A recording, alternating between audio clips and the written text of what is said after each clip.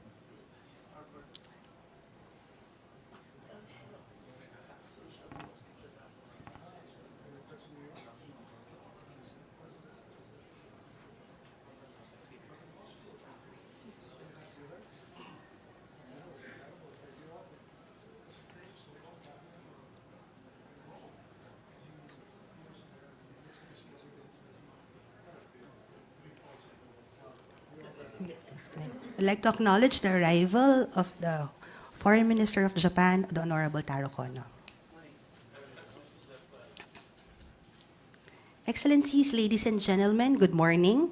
Today, we shall witness the signing ceremony for the exchange of notes between the Honorable Chodoro L. Locsin Jr., the Secretary of the Foreign Affairs of the Republic of the Philippines, and the Honorable Taro Kono, Minister of Foreign Affairs of Japan, on the exchange of notes on the Road Network Development Project in conflict-affected areas in Mindanao.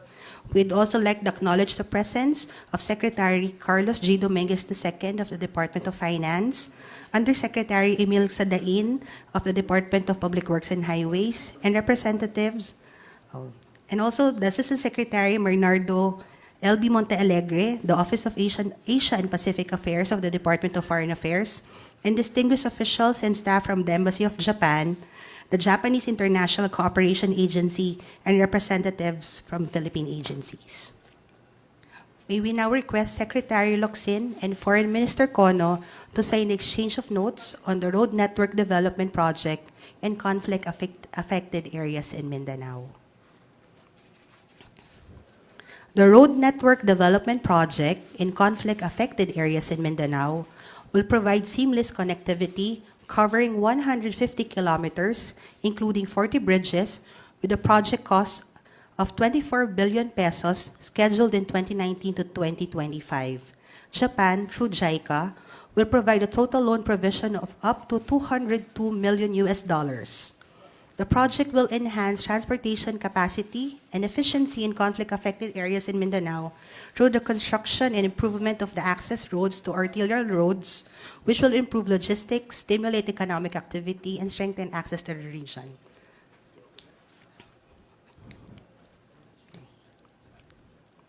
May we now request our ministers to exchange handshakes for the photo opportunity, please.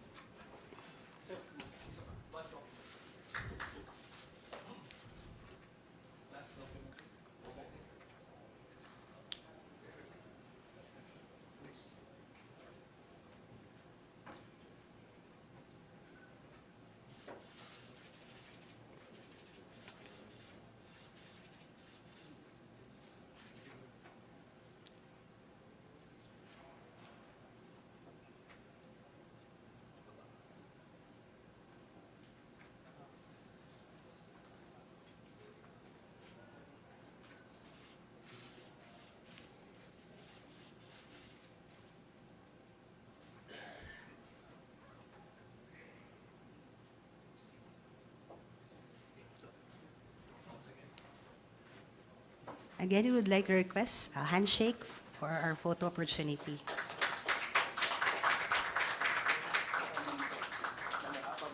Okay. At this point, we would like to ask our ministers to step back as we would do a quick change in quick change of setup for our reading of press statements.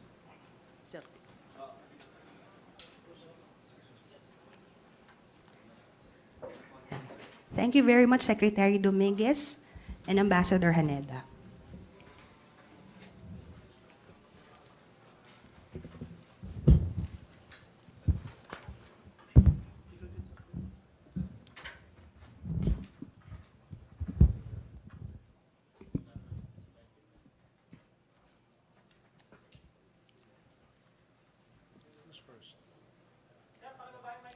At this point, we will now have the reading of the press statements. We will now call on the Philippine Secretary of Foreign Affairs, the Honorable Chodoro L. Locsin Jr., to deliver his press statement. Good morning. It is my honor and pleasure to welcome to the Philippines and to the lovely city of Davao His Excellency Taro Kono, Foreign Minister of Japan, and his delegation, as the minister undertakes his first bilateral official visit to our country. Foreign Minister Kono's visit testifies to our long-standing friendship and, since 2011, our strategic partnership, one continually affirmed at the highest levels by our leaders. This strategic partnership is anchored in mutually beneficial cooperation founded on a shared adherence to universal values, including freedom, democracy, the rule of law, respect for basic human rights, and a free and open economy, as well as our shared aspiration for peace, stability, and prosperity for our larger region. Today, with our delegations, Minister Kono and I engaged in a candid and therefore productive discussion and exchange of views. We reaffirmed the strength of our strategic partnership, taking stock of progress in broad areas of fruitful cooperation. From there, we proceeded to examine our cooperation in defense, maritime security, infrastructure development, human resource development, health, disaster reduction and management, and people-to-people exchanges. In each case, reaching understandings and making commitments to specific undertakings. We focused on Mindanao and helping the region reap the dividends of a long-promised and much-delayed peace.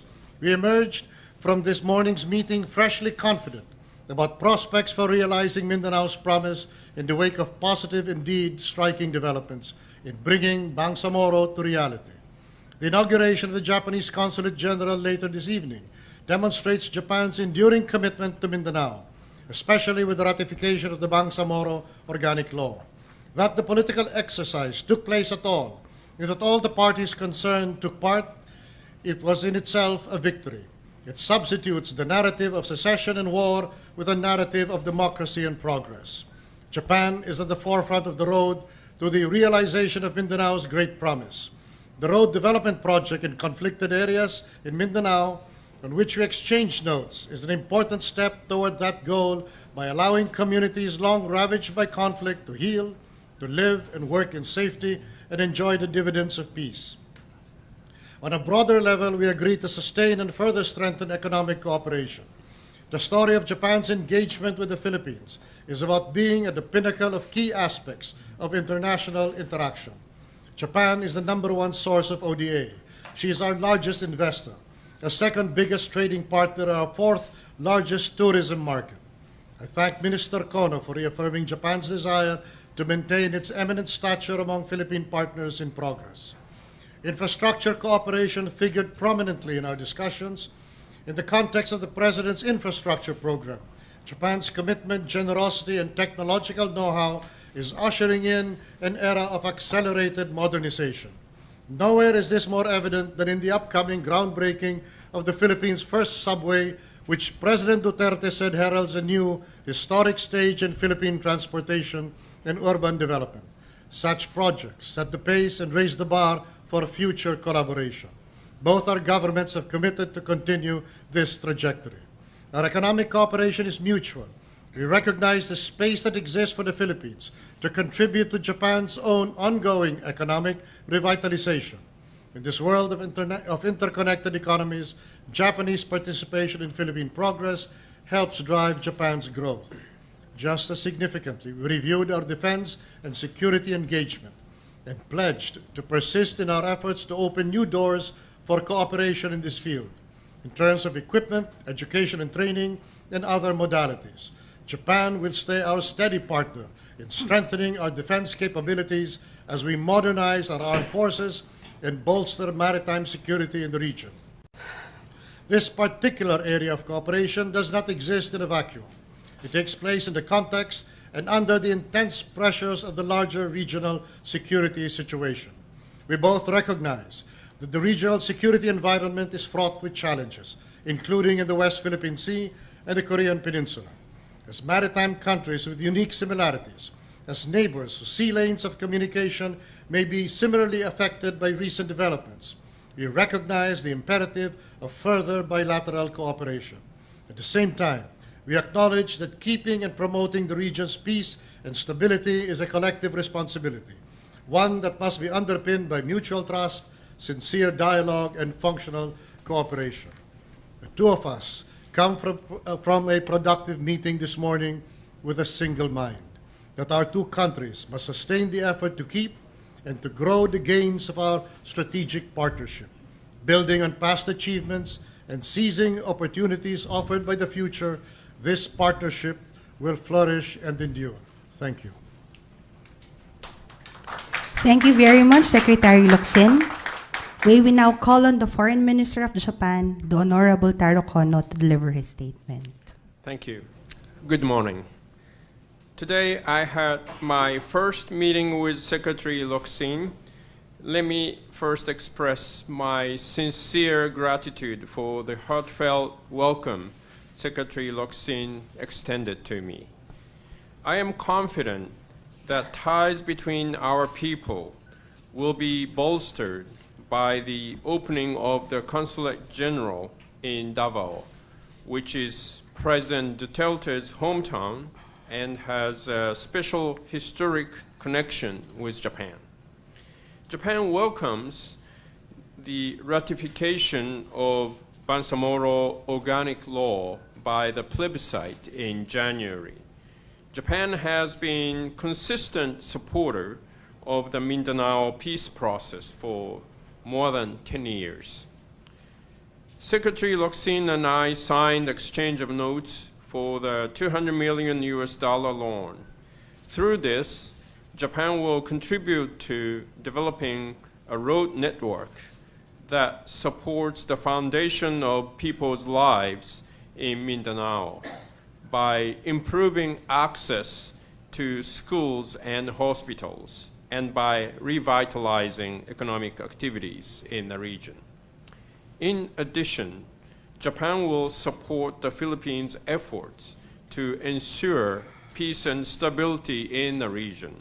For example, Japan plans to assist job creation and livelihood improvement for the locals, including former MILF combatants. The Mindanao peace process will be at a critical juncture when the Bangsamoro Transition Authority is established. Capacity building of this transitional authority and smooth implementation of decommissioning and disarmament of former MILF combatants is crucial. Japan is ready to expand our support as the peace process progresses. Our bilateral security cooperation is advancing well, including the transfer of defense equipment and the conducting of joint exercises.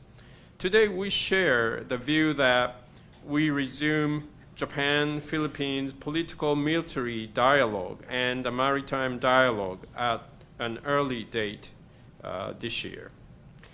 It is a common goal for the entire region to realize a free and open Indo-Pacific based on the rule of law.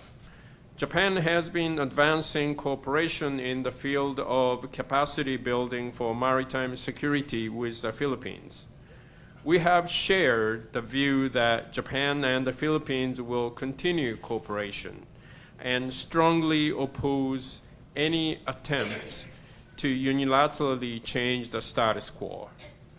On North Korea, I emphasized the necessity of its complete, verifiable, and irreversible dismantlement of all weapons of mass destruction and ballistic missiles of all ranges, as well as full implementation of UN Security Council resolutions. I have also asked for understanding and cooperation towards immediate resolution of the abduction issue. Secretary Lok-Sing kindly offered his support. I would be most grateful if our first meeting could contribute to reinforcing the cooperative relationship between Japan and the Philippines. I will keep devoting myself to enhancing this bilateral relationship. Thank you very much. Thank you very much, Foreign Minister Kono. At this point, this actually concludes our event. We would like to thank our friends from the media who has joined us today. Daghang salamat, and thank you very much. A good day to all.